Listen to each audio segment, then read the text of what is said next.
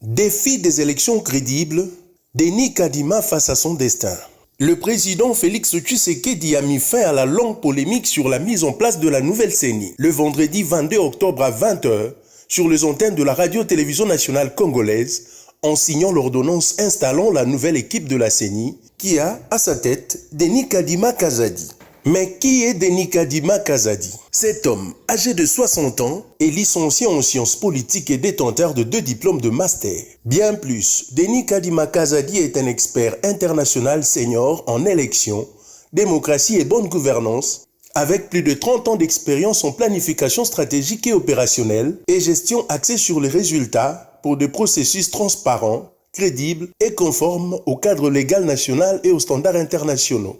Sa vision: une CENI digne de la République démocratique du Congo, une institution professionnelle, indépendante, respectée et ayant la confiance de parties prenantes. Pour y arriver, Denis Kadima a pour principaux atouts son savoir-faire et sa longue expérience dans la crédibilisation de processus électoraux. Jusqu'alors, directeur exécutif de l'Institut électoral pour une démocratie durable en Afrique, EISA, il a intervenu et observé une 60aine de processus électoraux à travers l'Afrique et le monde. Il a travaillé pour de grandes organisations internationales, aux côtés de grandes personnalités telles que Jimmy Carter, ancien président des États-Unis, Cyril Ramaphosa, président sud-africain et ancien président du conseil d'administration d'EISA, Goodluck Jonathan et Olusegun Obasanjo, des anciens présidents nigériens, Graça Machel, personnalité mozambicaine et épouse de Nelson Mandela. Sa Majesté Leti III, roi de Lesotho, Joachim Chissano, ancien président mozambicain et tant d'autres. Un parcours qui lui a offert des occasions de jouer des rôles clés dans le processus aussi tendu que délicat,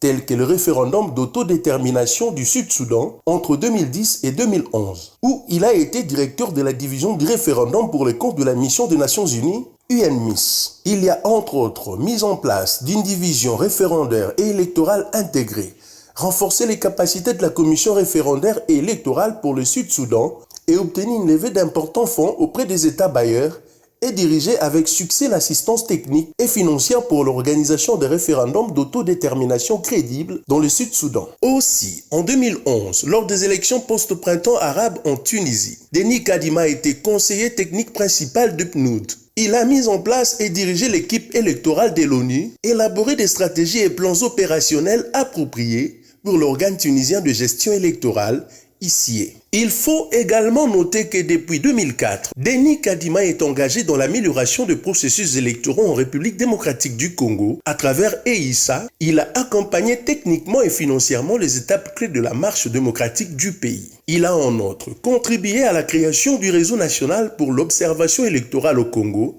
RENOSEC, et mis en œuvre le projet d'appui technique au renforcement des capacités de la synergie des missions d'observation citoyenne des élections, CIMOCEL, et de la Commission épiscopale justice et paix, CIGP, ainsi qu'au déploiement de 20 000 observateurs de long terme et de court terme de la CIMOCEL pour des élections de 2018. Avec une telle expérience, Denis Kadima Kazadi, cet expert électoral particulièrement respecté à l'international, a tout intérêt à réussir avec son équipe les défis d'organiser des élections crédibles en RDC. Mais surtout, il y joue sa réputation, pourvu que chacune des parties prenantes joue sa partition en toute responsabilité et dans le respect des règles.